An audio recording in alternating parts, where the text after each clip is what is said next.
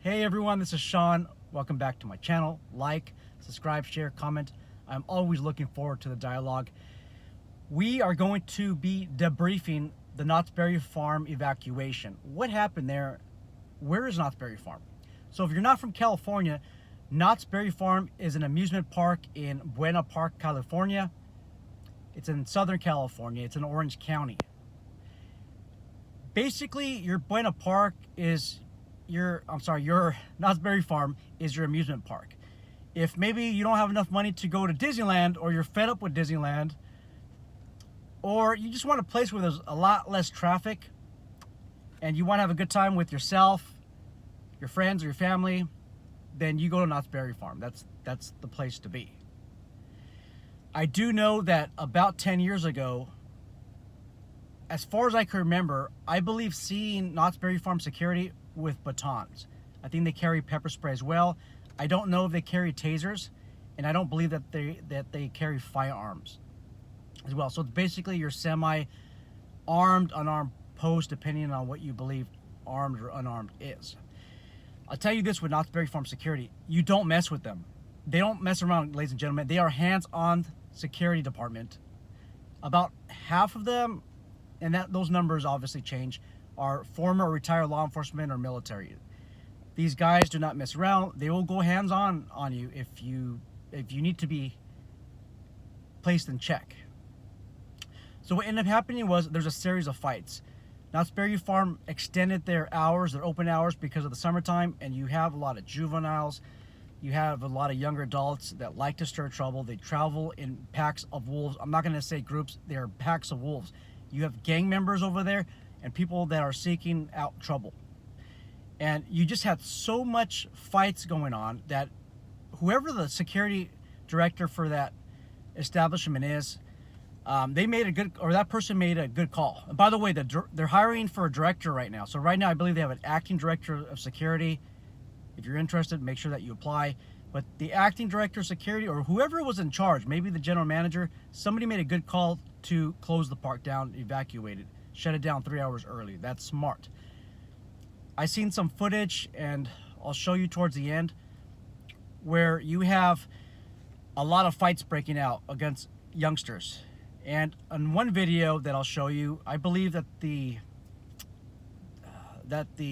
witness was stating something to the effect that they're hitting security. And you see a whole lot of private security officers, Knott's Berry Farm security, rushing into different outbreaks. I think I saw about 5 or 6 private security officers at the scene in that video, and again, I'll show you towards the end. And it's just a total chaos, guys. Actually, I don't want to get slapped by Big Brother, so I might just leave a link in the description box below so that you guys can watch the video separately. I don't think it's a good idea to include it on this video. What could we do better in these situations? Well, number one, we'll talk about they need to be armed. But number two, stop the aggression before it starts. So you have these shot callers, these people that provoke these situations. You have to deal with them promptly and efficiently. If they need to be removed from the park, then go ahead. Guys, what is the worst? I'm not an attorney, that's not legal professional advice, but legally, what's the worst thing that this person can do to the amusement park that you protect if you kick them out for provoking a fight? Well, number one, they have to follow the code of conduct for the amusement park. That code of conduct is listed at the entrance. So if they violate that code of conduct, they're eligible to be removed from the property. Okay, and that should eliminate any type of discrimination claims. If you're a manager, if you want to avoid any type of confrontation, just give them a refund. Or more further confrontation, just give them a refund, get them out. Or you could just, I don't want to say the words teach a lesson, but you could just, remove them from the park as well without giving a refund. It's up to you. I tend to bend on the side where you give them a refund. Now, obviously, they spend money on food, drinks, and everything else. They've ate it already. They drank it already, so that's gone. But maybe a refund. I know half of you are saying, refund for what? They started the fight, they violated the code of conduct. Whatever you want to do. And I'm looking for a dialogue, looking forward to the dialogue on that. Third, guys, when you have these fights breaking out, it's safety in numbers. If you're a security manager, try your best to have your security officers cluster with each other. If your security force is able to have batons on them, you can actually start forming a riot line. It's very difficult to do if you don't have batons. Very difficult to do if you don't have OC, but really difficult to do if you don't have baton. But you can start forming your riot lines, but cluster together. It's safety in numbers. If you're in that group, guys, every breakout that you get, like a fight or something like that, if you need to break it up, I like to break up fights when everybody's tired. But if you need to break up a fight, have your cluster of security staff all go to that area. Who cares about the fight over here or over there, unless this is going to lead to somebody dying or it's going to lead to them suffering great bodily injury. But go to each cluster and deal with that situation. Handcuff the person if you need to. But cluster together. Again, safety in numbers. That way you can watch each other's backs. From what I'm seeing, I mean, this is just critiquing from the safety of my truck. But when you have leadership leave, Knott's Berry Farm, good example, you might have a lack of training, lack of morale, and sometimes people just do what they want. I don't know if that's the case here, but I just see private security officers just rush in different areas. Please cluster together. So let's talk about number one. Knott's Berry Farm should be armed.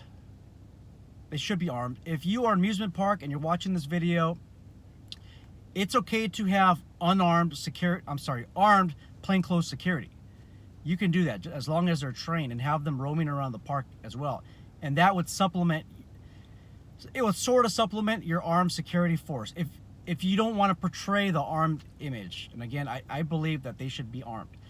I worked at Raging Waters in San Dimas. That place was known for stabbings in the 90s. I worked there in 1997.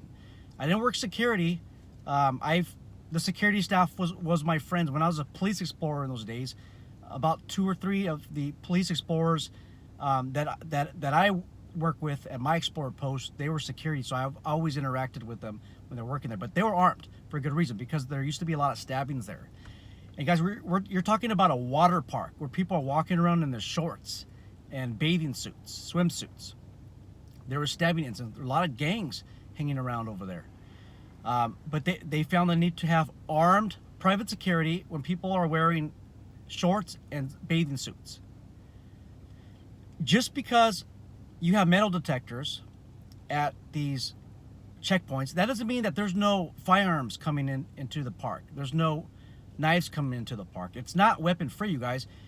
Somebody can easily get a bar stool, a chair, use that as a deadly weapon. The maintenance department for sure has tools lying around. You might have a wrench, a long screwdriver, a hammer. All of these can be weapons, and there are just so many improvised weapons in an amusement park. I mean, you could easily pick up a piece of steel from a construction area. You could have somebody that overpowers somebody, start slamming their head against a sidewalk or the cement. Some of these establishments, they have rocks all over the place. Hopefully they don't have rocks, but these rocks can be thrown at security staff and other people. That is why that every amusement park should be armed with a firearm. That's all I have, guys. I just made this video on the fly.